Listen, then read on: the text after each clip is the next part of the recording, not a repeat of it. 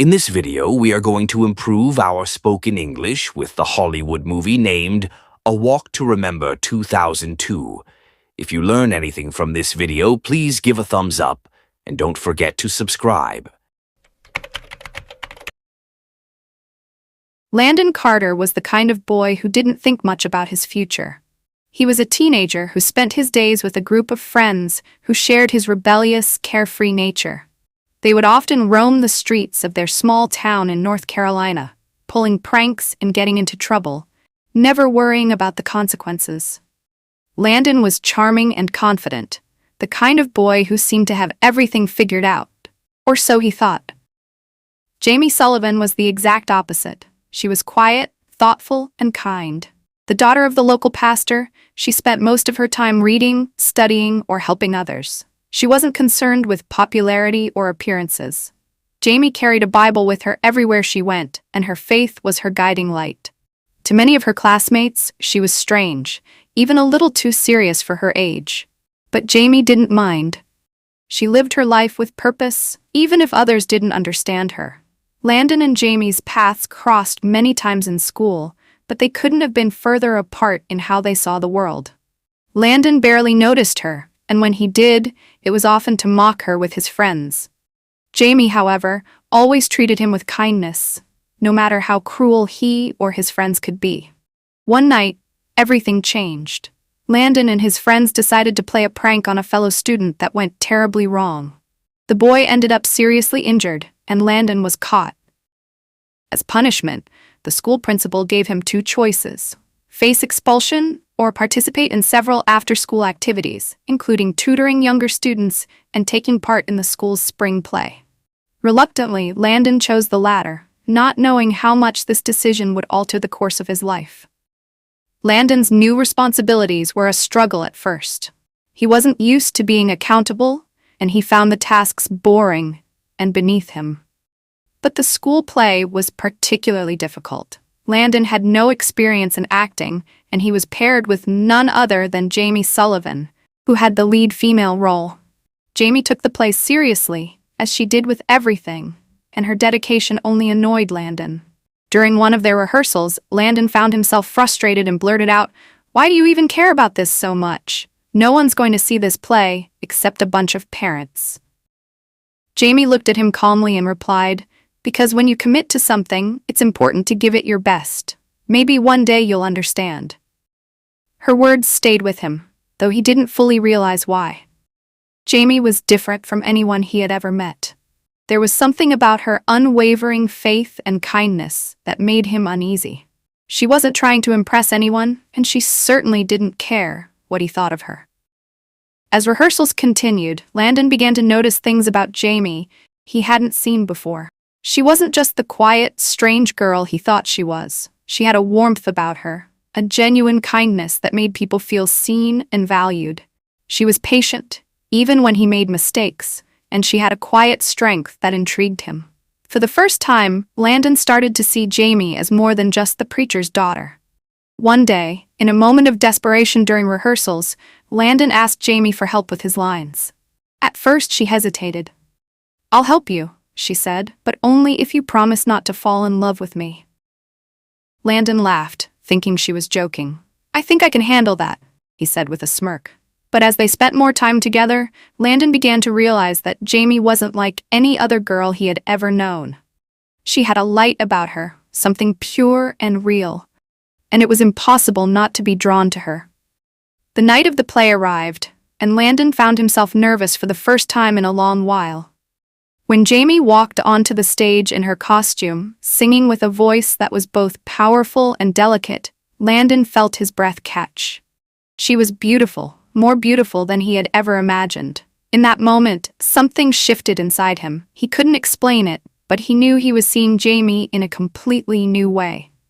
After the play, Landon found himself wanting to spend more time with Jamie. He began walking her home, asking her questions about her life and her beliefs. Jamie was cautious at first, unsure of his intentions, but she slowly opened up. She told him about her dreams, her faith, and her deep belief in the power of love and forgiveness. Landon, who had always been skeptical of such things, found himself listening intently, wanting to understand her world. As they grew closer, Landon started to change. He began distancing himself from his old friends and their reckless behavior. He found joy in the small, meaningful moments he shared with Jamie. He even started going to church with her, something he never thought he would do. Jamie's influence was subtle but profound. She made him want to be a better person, not for her, but for himself. But Jamie had a secret, one she had kept hidden from everyone except her father. She was battling leukemia, and her time was limited.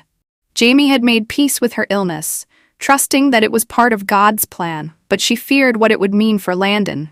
She didn't want to burden him with her pain or let him fall in love with someone he couldn't have a future with. When Landon finally found out about Jamie's illness, he was devastated. "Why didn't you tell me?" he asked, his voice shaking with emotion. "I didn't want you to see me like this," Jamie said softly. "I didn't want you to fall in love with me."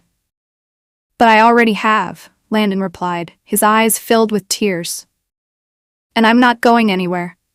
From that moment on, Landon dedicated himself to making Jamie's remaining days as beautiful and full of love as possible. He took her on dates, fulfilled her wishes, and showed her a kind of love she had only dreamed of. They danced under the stars, watched the sunset together, and shared moments of pure joy. For Jamie, it wasn't about the quantity of time they had, but the quality. And for Landon, it was a lesson in what it truly meant to love someone selflessly. As Jamie's condition worsened, Landon remained by her side. He read to her, held her hand, and prayed with her. He even asked her father for permission to marry her, knowing that their time together would be short. Jamie's father, though hesitant, gave his blessing, moved by the love Landon had for his daughter. On a sunny day, surrounded by their closest friends and family, Landon and Jamie exchanged vows. Jamie wore a simple white dress, and her face radiated with happiness. It was a day filled with love, faith, and hope, a testament to the beauty of their connection. Jamie passed away not long after their wedding, leaving Landon heartbroken but forever changed. Her love and faith had transformed him, teaching him the importance of compassion, forgiveness, and living with purpose. Landon went on to pursue a meaningful life, carrying Jamie's memory with him in everything he did. Years later, as Landon looked back on his time with Jamie, he realized that she had given him a gift far greater than he could have ever imagined. She had shown him how to love deeply, to believe in something greater than himself, and to find beauty in even the most difficult moments. Jamie's love had been a light in his life, and that light would guide him forever.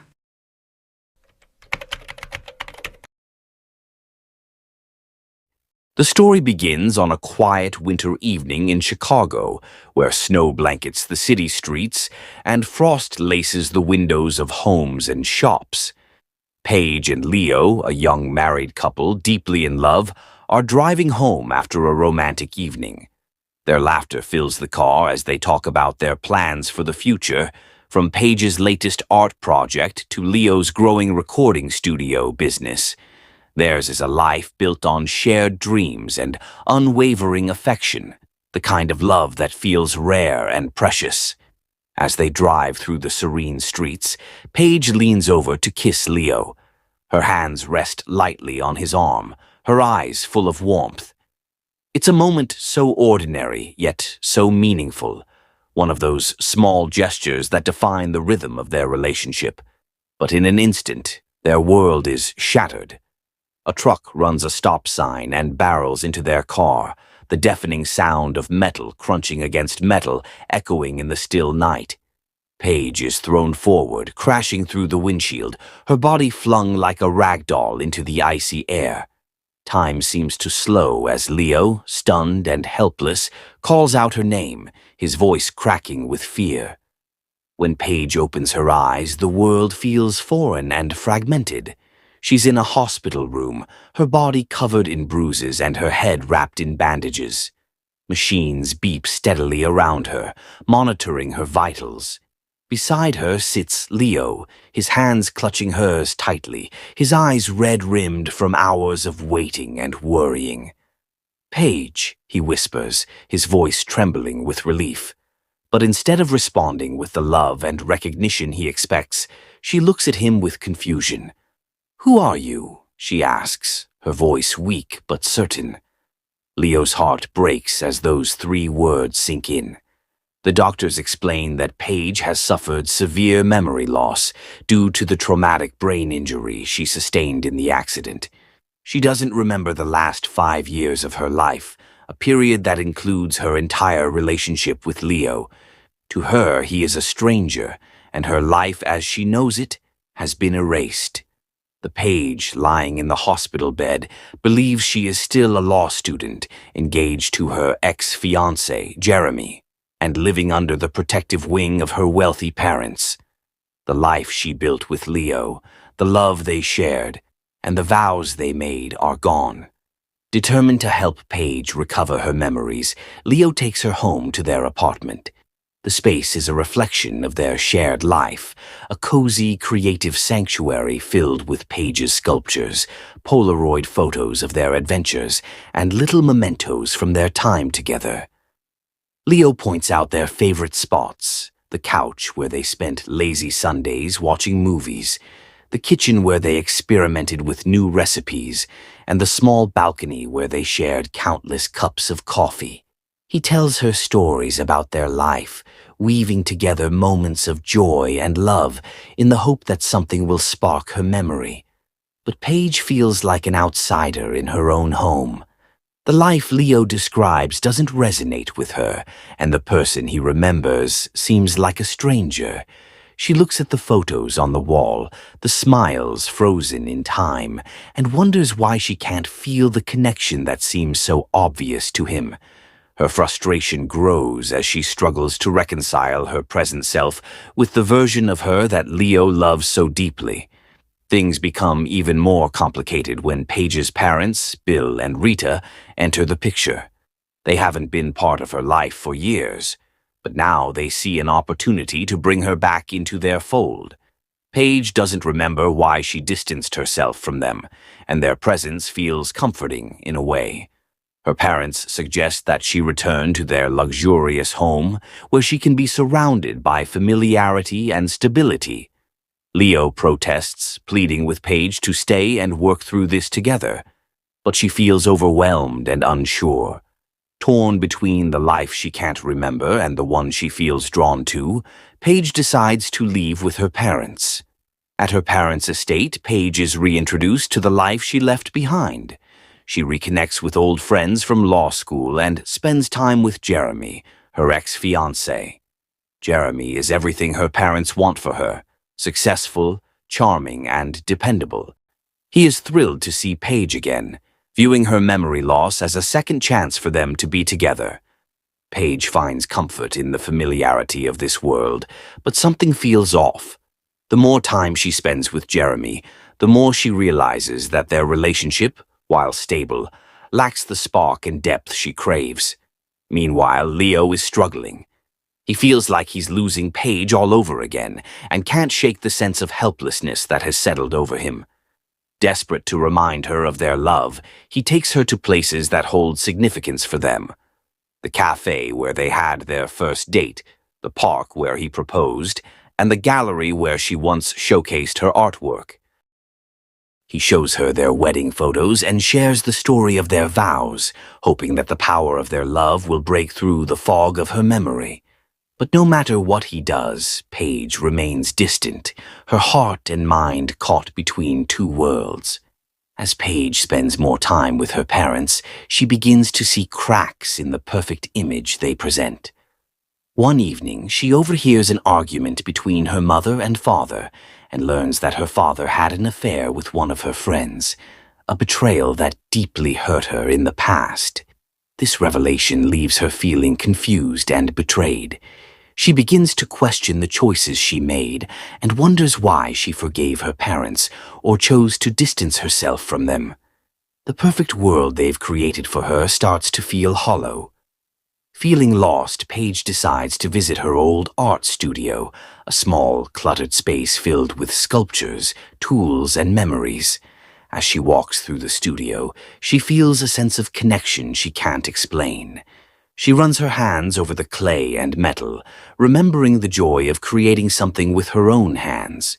While she doesn't recall specific moments, the act of working with her materials brings her a sense of peace and clarity. For the first time since the accident, Paige feels like she's rediscovering a part of herself. One night, after much reflection, Paige decides to leave her parents' home. She tells them she needs to figure things out on her own and moves back into the apartment she shared with Leo. It's not an easy decision, and she's honest with Leo about her feelings. "I don't remember us," she says, her voice heavy with emotion, "but I want to try." Leo, overwhelmed with relief, promises to support her every step of the way. Together, Paige and Leo start to rebuild their relationship. They go on dates, share stories, and create new memories. Slowly, Paige begins to see why she fell in love with Leo. She admires his kindness, his sense of humor, and his unwavering devotion to her. One day, while going through some old belongings, she finds a notebook filled with sketches and notes. Among the pages, she discovers a copy of the wedding vow she wrote for Leo. In it, she promised to love him unconditionally through every challenge they might face. Reading those words brings tears to her eyes. Even though she doesn't remember writing them, she feels their truth in her heart. In the end, Paige never regains her lost memories, but she and Leo decide to move forward together. They accept that their love will never be the same as it was before, but that doesn't mean it can't be just as strong. They start fresh, building a new life filled with love, trust, and hope. Paige continues to pursue her art, finding inspiration in her work, while Leo supports her every step of the way. Their journey is not easy, but it is worth it. Together, they prove that love is not just about the past, it's about the future they choose to create. And this brings us to the end of the video. If you have learned anything from this video, please give us a thumbs up and don't forget to subscribe our channel. Thank you for watching and supporting.